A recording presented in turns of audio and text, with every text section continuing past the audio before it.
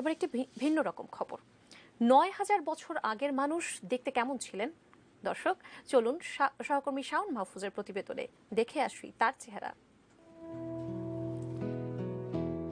এটি ৯,০০০ বছর আগের মানুষের অবয়ব। গ্রিক ভাষায় এর নাম দেয়া হয়েছে আফজি, যার অর্থ সূর্যোদয়। 3D অবয়বের এই মানুষটি মেসোলিথিক যুগের বা সভ্যতার সূচনালগ্নের বাসিন্দা বলে বিবেচনা করেছেন ইতিহাসবিদেরা।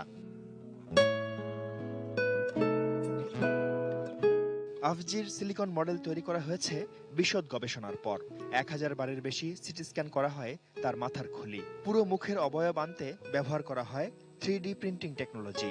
অবশেষে তার চেহারায় ফুটে উঠেছে রাগান্বিত ভাব। দেহাবশেষ পরীক্ষার পর জানা যায়, মৃত্যুর সময় আফজির বয়স ছিল ১৫। তবে দাঁতের নমুনা নির্দেশ করে তিনি ছিলেন অষ্টাদশী। চোয়াল বাইরের দিকে প্রসারিত। হতে পারে পশুর গোশত টেনে টেনে খাওয়ার অভ্যাস ছিল তার গোত্রের। গবেষকরা জানান, সম্ভবত তিনি রক্ত স্বল্পতায় ভুগছিলেন। নিতম্ব এবং কোমরের হাড়ের সমস্যার কারণে হয়তো চলাফেরা করতে পারতেন না। পরবর্তীতে যেটি তার মৃত্যুর কারণ হয়ে থাকতে পারে।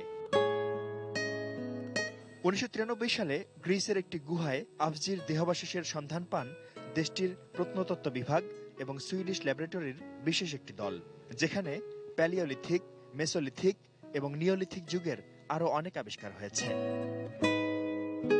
Shaon Mahfuz, desk report, ATN news.